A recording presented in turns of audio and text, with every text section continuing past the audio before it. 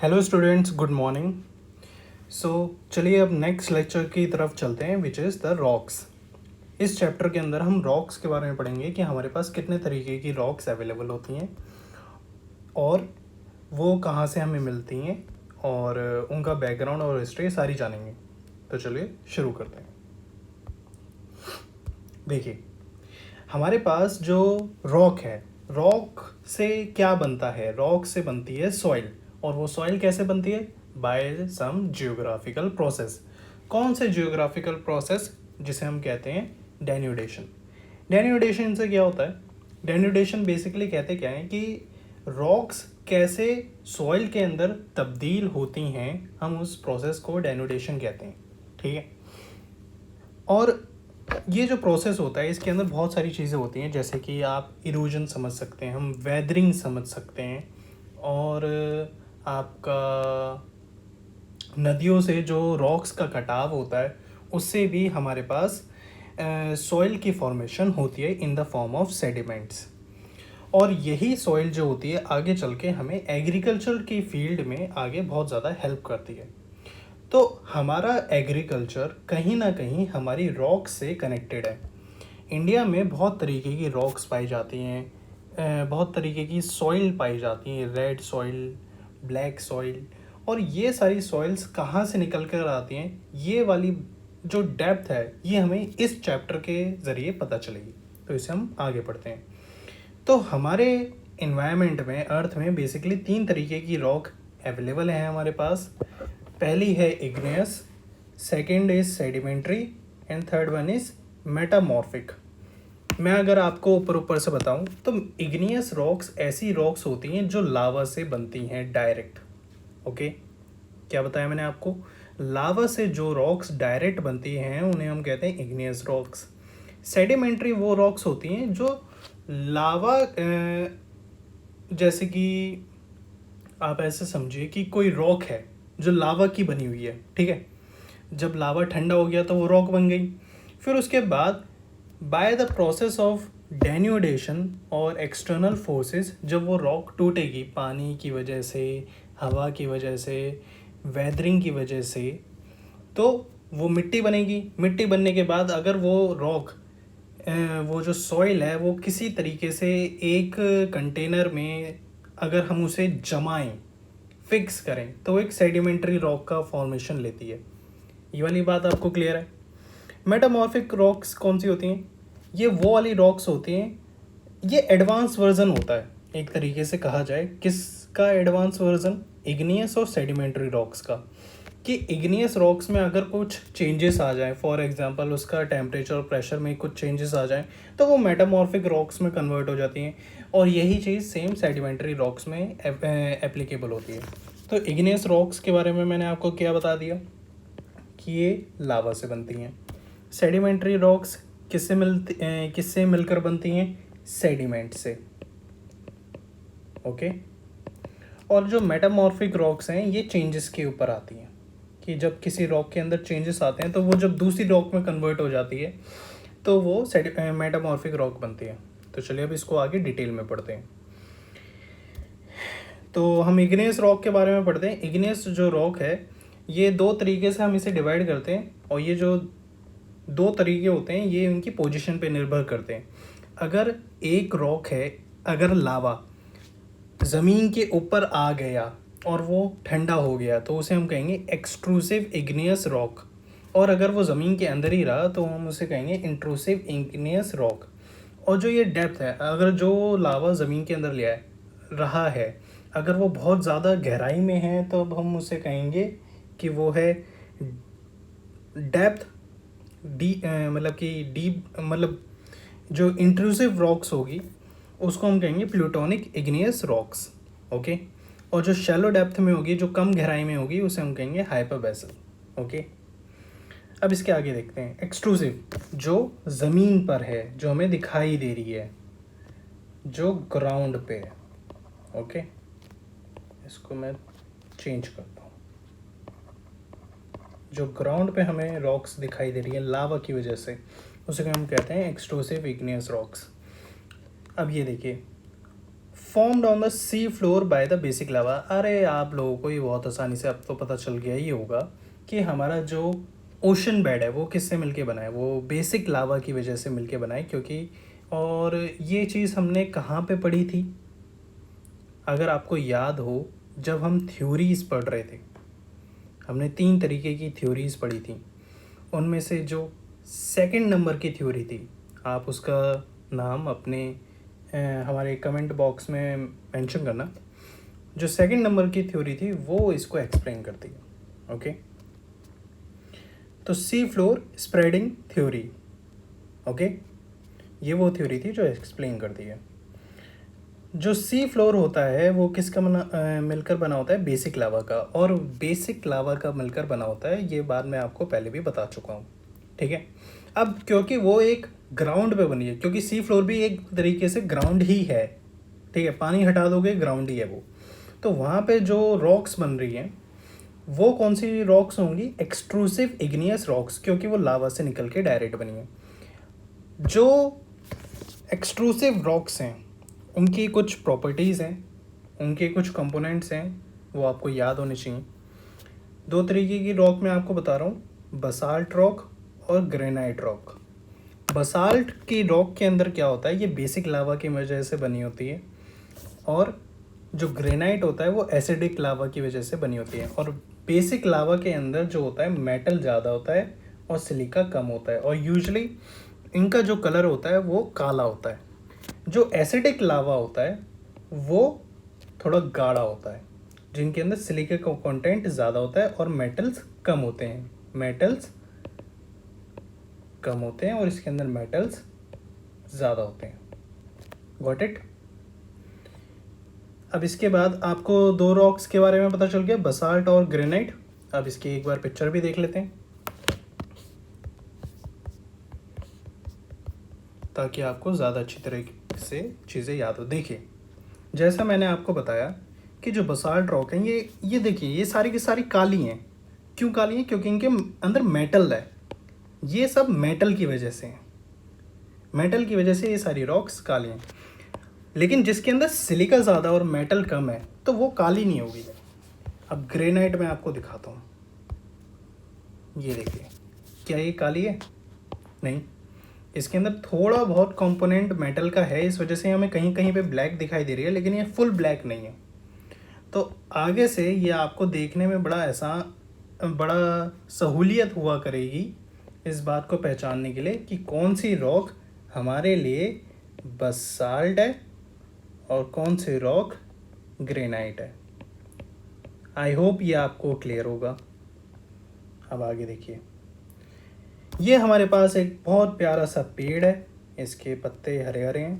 Okay, जो लावा ज़मीन से निकल कर आया है, ठीक है, वो लावा निकला निकला निकला ऊपर तक पहुंचा और ये चारों तरफ फैल गया। अब जो लावा होता है उसके अंदर देखिए लावा के अंदर दोनों ही तरीके के कंटेंट प्रेजेंट होते हैं, सिलिका और मेटल। ठीक है, जिस जगह पे सिलिका ज़्यादा होगा वो हमारे लिए क्या बन जाएगा, एसिडिक लावा। और जिस जगह पे बेसिक ज़्यादा होगा वो हमारे लिए बन जाए सिलिका कम होगा वो बन जाएगा बेसिक लावा। अब होता क्या है कि जब यहाँ से ज़मीन से लावा निकल रहा होता है टेक्टोनिक प्लेट्स के टकराने से, एक्स्ट्रा मटेरियल के ऐड होने से, तो एसिडिक लावा जो होता है वो ज़्यादातर फ्लो नहीं कर पाता है, तो बहुत मुश्किल तरीके से वो ऊपर की तरफ आएगा। एसिड लावा ज़्यादा तरीके से ज़्यादा ऊपर फ्लो नहीं हो पाता है। ठीक है, बेसिक लावा की जो विस्कोसिटी है वो कम है, इस वजह से वो आसानी से इस वेंट के थ्रू ऊपर निकल आएगा और वो चारों तरफ फैल जाएगा। तो यहाँ पे ये जो हमारे पास लैंड फॉर्म बनी है ये होगी कौन सी, एक्सट्रूसिव, और ये होगी इंट्रूसिव। ठीक है, अब इंट्रूसिव में भी इसकी गहराई को देखकर पता चलेगा कि ये कौन सी है, हाइपरबेसल है या प्लूटोनिक है। ओके, तो ये वाली बात आपको समझ आ गई कि ज़मीन के ऊपर अगर मुझे कोई रॉक दिखाई दे रही है तो वो किस लावा की वजह से बनी होगी, बेसिक लावा की वजह से या एसिडिक लावा की वजह से। मोस्ट ऑफ द केसेस वो बेसिक लावा की वजह से बनी होगी। सम केसेस में आपको एसिडिक लावा शो हो सकता है, क्योंकि हमने जब क्रेटर पढ़ा था तो हमने पढ़ा था कि जब ब्लास्ट होता है, जब बिल्कुल मटेरियल ऐड हो रहा है ज़मीन के अंदर, टेक्टोनिक प्लेट्स का मटेरियल ऐड हो रहा है, वो पिघल रहा है, लेकिन ऊपर जाने के लिए जगह नहीं है। तो जब ब्लास्ट होता है तो उसमें से एसिडिक लावा भी बाहर निकलता है। ठीक है, अब इसके आगे देखते हैं। हम रॉक्स के बारे में पढ़ रहे हैं यहाँ पे, एसिडिक लावा, डेप्थ, रॉक्स। देखिए, जो एक्सट्रूसिव इग्नियस रॉक्स होंगी, बसाल्ट रॉक होंगी, जो इन्वायरमेंट से डायरेक्ट कांटेक्ट करते हैं, ग्राउंड पे जो रॉक होगी वो इन्वायरमेंट से डायरेक्ट कांटेक्ट करेगी, वो ज़्यादा जल्दी ठंडी होगी। और जो एसिडिक लावा वाली रॉक्स होंगी, जो अंदर होंगी, डेप्थ में होंगी, वो धीरे से ठंडी होंगी। और ये जल्दी ठंडे होने से और धीरे ठंडे होने से क्या फ़र्क पड़ता है? फ़र्क ये पड़ता है कि उनकी हार्डनेस, उनकी रिजिडिटी पे फ़र्क आता है।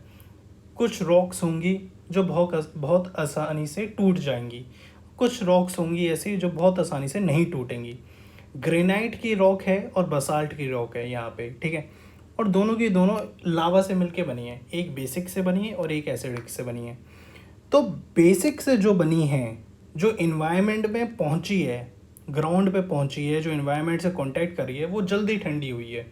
उसका जो क्रिस्टलाइन नेचर है वो उतनी अच्छी तरह डेवलप नहीं हो पाया था। जब वो उतनी अच्छी तरह डेवलप नहीं हो पाएगा तो वो उतना स्ट्रॉन्ग नहीं रहेगी। ओके, बट ग्रेनाइट रॉक धीरे धीरे करके ठंडी हुई है, जिसकी वजह से उसका क्रिस्टलाइन स्ट्रक्चर है वो डेवलप हुआ है, जिसकी वजह से वो स्ट्रॉन्ग बनी है। तो हम ये भी कंक्लूड कर सकते हैं कि अगर बेसिक लावा से हमें रॉक मिली है, जो कौन सी मिली है, बसाल्ट, ठीक है, वो कैसी होगी आपकी, वीक, ठीक है। लेकिन एसिडिक लावा से जो हमें रॉक मिली है और वो कौन सी, ग्रेनाइट, वो कैसी होगी, स्ट्रॉन्ग। ओके, ये वीक होगी, ये ब्लैक इन नेचर होगी और ये मिक्स होगी। मैं इसे रेडिश बोल देता हूँ। ओके, मिक्स सही नहीं रहेगा। तो ये पॉइंट है, ये आप कंक्लूड कर लेना। अब इसके आगे देखते हैं। Cool time is directly proportional to the, जितना ज़्यादा टाइम लगेगा उतना ही ज़्यादा उसका क्रिस्टलाइन स्ट्रक्चर डेवलप होगा। ओके, तो यहाँ पे मैंने आपको क्या बताया, बसाल्ट बनती है ग्राउंड पे, और ये जो मैंने कुछ फीचर्स बताए थे आपको, सिल, डाइक, लैको, लोपो, ये कहाँ पे बनते हैं, ये हाइपरबेसल का पार्ट है, हाइपरबेसल का पार्ट है, ठीक है, बैथोलिक भी। और जो ग्रेनाइट है वो कौन सी रॉक है, प्लूटोनिक, और वो बहुत हार्ड है, ठीक है। ओके, तो ये सारी फॉर्म्स कौन सी है, एक्सट्रूसिव इग्नियस रॉक कौन सी है, बसाल्ट, और इंट्रूसिव कौन सी है, सिल, डाइक, लैको, लेपो, बैथोलिक एंड ग्रेनाइट, प्लूटोनिक और hypabyssal. Okay, formation of igneous rock, chemical composition. अब मैं इग्नियस इसके बारे में क्या बता रखा है यहाँ पे, एसिडिक इग्नियस रॉक कौन से, ग्रेनाइट, ये मैं आपको बहुत बार बता चुका हूँ। बेसिक इग्नियस रॉक बसाल्ट है, ये भी मैं आपको बहुत बार बता चुका हूँ। Intermediate igneous rock 50% silica, 50% metals at hypabyssal, diorite और एंडेसाइट। ये नाम आपको याद करने चाहिए कि ऐसी कौन सी रॉक है जिसके अंदर 50-50 रहता है मामला, उसे कहते हैं ड्यूराइट और एंडेसाइट। Got it. इसकी फ़ोटो देखना चाहेंगे आप, ड्यूराइट, ये देखिए, 50% मेटल, 50% आपका सिलिका। ओके, कैसी सी फोटो है, एकदम मिक्स नेचर की। अब इसके आगे हम कंक्लूड करते हैं कि हमने क्या कंक्लूजन निकाला है कि हमारे हिसाब से, केमिकल कंपोजिशन के हिसाब से, जो रॉक्स हैं वो 3 तरीके की हैं, एसिडिक, बेसिक, इंटरमीडिएट, इग्नाइट, बेसाल्ट, ड्यूराइट जो होती हैं। प्लेस ऑफ फॉर्मेशन से एक्सट्रूसिव भी होती हैं, इंट्रूसिव भी होते हैं। जो एक्सट्रूसिव होती है वो बसाल्ट होती है, और जो इंट्रूसिव होती है वो shallow in the depth, deep in the depth, hypabyssal, plutonic. वही सेम चीज़ें repeat. This is just for your revision. Okay, ये रिविजन मटेरियल है। सेडिमेंट्री रॉक्स किसे कहते हैं, breakdown of the igneous rock by the natural agent and its deposition makes sedimentary rocks. पहले तो breakdown होगा इग्नियस रॉक का, फिर उसके बाद उनका डिपोजिशन होगा, तब जाके हमारे पास बनती है सेडिमेंट्री रॉक, जैसे कि कोल एंड लाइमस्टोन। ठीक है, लाइमस्टोन एक अच्छा एग्जांपल है। मेटामॉर्फिक रॉक हम किसे कहते हैं? These those rock experience high pressure and temperature. जिन रॉक्स के ऊपर high pressure, high temperature, chemical reaction changes into, chemical reaction होती है, हाई टेम्परेचर होता है, हाई प्रेशर होता है, वो चेंज हो जाती है मेटामॉर्फिक रॉक्स के अंदर। अब देखिए, ये जो चेंजेस आते हैं, मैं यहाँ पे किस बारे में आपसे बात कर रहा हूँ? चेंजेस के बारे में। अब चेंजेस के अंदर मैंने आपको किस बारे में बात करी है? या तो चेंज होगा प्रेशर में, या तो होगा टेम्परेचर में, या तो होगा केमिकल चेंजेस। अब मैं इसकी क्लासिफिकेशन कर देता हूँ। वो मेटामॉर्फिक रॉक जिनके अंदर केमिकल कंपोजिशन की चेंजेस की वजह से जो बनी है वो साइड में हो जाएं, और जो फिज़िकल चेंजेस की वजह से बनी है जैसे प्रेशर और टेम्परेचर, वो अलग हो जाए। ठीक है, जिनके अंदर केमिकल चेंजेस नहीं होते हैं वो होती हैं डायनामिक।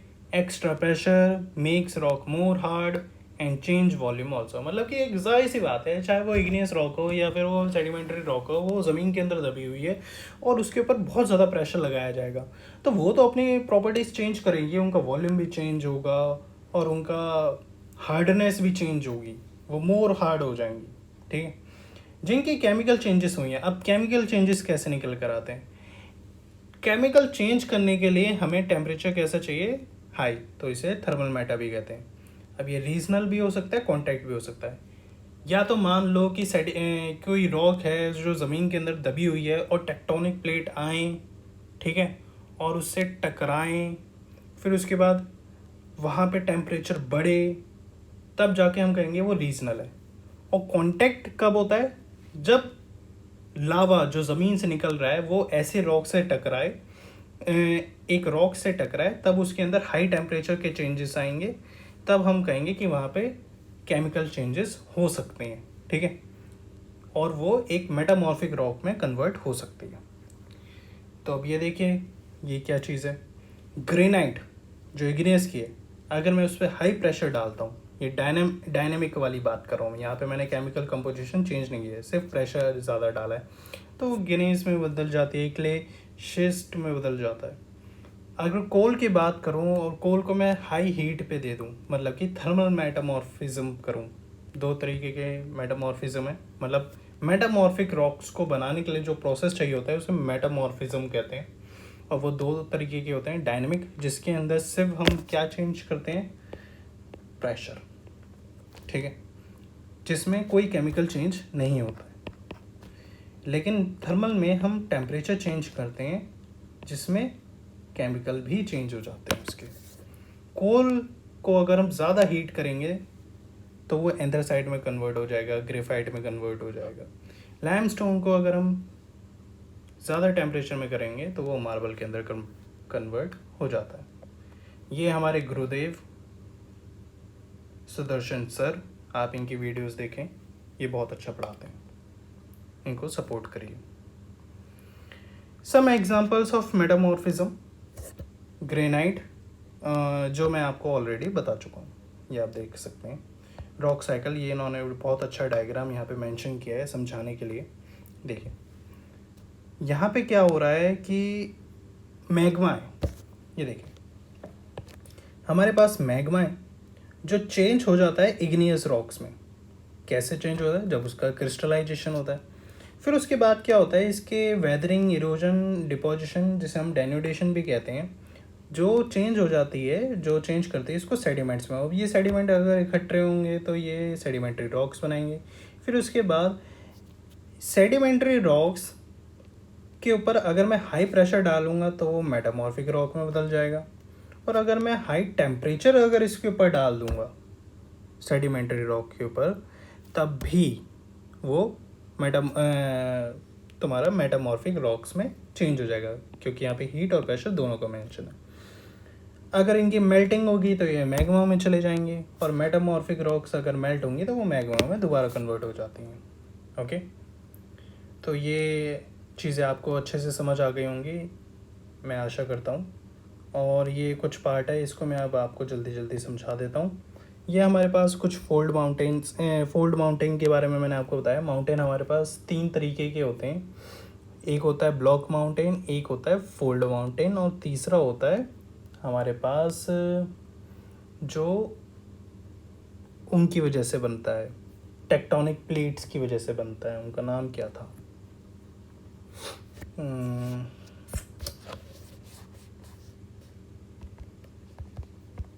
Types of mountain. तो ये हमारे पास निकल के आते हैं fold, block, dune, 3 types of mountain, volcanic. Volcanic तो नहीं थे ये, एक सेकंड दीजिए।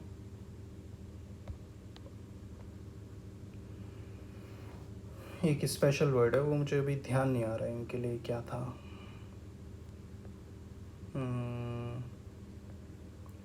जियोसिंक्लाइन, फोल्ड माउंटेन्स, हाँ फोल्ड माउंटेन्स, फोल्ड माउंटेन्स ही थे। हाँ, तो हमारे पास जो फोल्ड माउंटेन्स होते हैं, हमारे पास माउंटेन 3 तरीके के माउंटेन्स हैं। एक है वोल्केनिक, जो वोल्केनो लावा के इरप्शन की लावा की वजह से बन रहे होते हैं। दूसरे हमारे पास ब्लॉक माउंटेन्स, तीसरे हमारे पास फोल्ड माउंटेन्स। ठीक है, फोल्ड माउंटेन्स हमारे पास किस वजह से बनते हैं? कॉन्टिनेंटल प्लेट की वजह से बनते हैं। यहाँ पे प्लेट टेक्टोनिक मतलब कि कॉन्टिनेंट की प्लेट होना ज़रूरी है हमारे पास, as compare to ocean bed. Ocean bed की प्लेट जो होती है वो ज़्यादा भारी होती है, वो हमें फोल्ड माउंटेन बना के नहीं देती है, वो हमें फिर वॉल्केनो बना के दे देती है। ओके, तो यहाँ पे हमारे पास प्रोसेस है कि किस किस तरीके से क्या क्या चेंजेस आते हैं फोल्ड माउंटेन के अंदर, वो कैसे कैसे बनती है। अगर मैं एक प्लेट को, मेरे पास एक प्लेट है, टेक्टोनिक प्लेट जो इस डायरेक्शन में, और दूसरी टेक्टोनिक प्लेट इस डायरेक्शन में, और ये दोनों एक दूसरे के अपोजिट साइड में एक दूसरे की तरफ ये अगर मूव करेंगी तो हमारे पास ये डायग्राम्स निकल के आते हैं, सिमेट्रिकल, एसिमेट्रिकल, ओवरटर्न्ड। और ये सब इस वजह से, देखिए यहाँ पे दोनों तरफ से फोर्स इक्वल है, यहाँ पे एक तरफ से फोर्स ज़्यादा हो रही है और एक तरफ से फोर्स कम है। यहाँ पे और ज़्यादा है और ज़्यादा, फिर देन हमें एक स्टेज पे ये आ जाते हैं। ओके, उसके बाद नेपीज़ क्या होती है कि जब नेपीज़ कहते हैं इनको, कि एक तरफ से फोर्स बहुत ज़्यादा है, एक तरफ से फोर्स कम है, तो बीच में क्रैक भी डेवलप हो जाते हैं। तो इसे हम रिवर्स फॉल्ट भी कहते हैं, ड्यू टू द कन्वर्जेंस। और नॉर्मल फॉल्ट को हम, जो नॉर्मल फॉल्ट होते हैं वो डाइवर्जेंस की वजह से बनते हैं। तो ब्लॉक माउंटेन्स के बारे में अगर हम पढ़ें तो ये बनते हैं divergence of the lithosphere. Fold mountain बन रहे थे कॉन्टिनेंटल प्लेट की वजह से, ये बन रहे थे डाइवर्जेंस ऑफ लिथोस्फेयर। अगर लिथोस्फेयर, एक प्लेट इधर जाएगी, एक प्लेट इधर जाएगी, तो यहाँ का मटेरियल जो इसके ऊपर था और जो इसके ऊपर था इनके ऊपर ही रहेगा, लेकिन जो बीच में था मटेरियल वो नीचे गिर जाएगा, मतलब कि यहाँ पे तो कुछ बचा ही नहीं। तो ये एक तरीके से माउंटेन बन गए, तो इन्हें हम कहते हैं ब्लॉक माउंटेन्स। ठीक है, जो ऊपर की तरफ होता है उसे होस्ट कहते हैं, जो नीचे की तरफ होता है उसे ग्रेवन कहते हैं। ठीक है, रेसिडुअल माउंटेन वो होते हैं जिनका, फोल्ड और ब्लॉक माउंटेन्स ही होते हैं जिनका इरोजन हो जाता है। प्लेट्यू हम उनको कहते हैं जिनकी हाइट 300 मीटर तक होती है। 300 मीटर से ज़्यादा होगी, 800 मीटर तक होगी, मतलब एक हमारे पास जियोग्राफी, मतलब हमारे पास एक लैंडफॉर्म है जिसकी हाइट 800 मीटर से ज़्यादा है, तो हम उसे कहेंगे वो माउंटेन है। अगर 800 माउंटेन से कम है, 300 के करीब है, तो हम उसे कहेंगे वो प्लेट्यू है। पिड माउंट किसे कहते हैं कि एक तरफ हमारे पास सी है, उसके बाद ही हमारे पास प्लेट्यू शुरू हो जाए, देन माउंटेन, तो हम उसे कहेंगे वो पिड माउंटेन है, जो समुद्र के जस्ट साइड में बना है। आई होप आपको यहाँ तक सब क्लियर हो गया होगा। चैनल को लाइक कीजिए, सब्सक्राइब कीजिए, अपने वैल्यूबल फीडबैक्स मुझे प्रोवाइड करवाते रहिए, ये मेरे लिए बहुत इंस्पिरेशनल है। Thank you.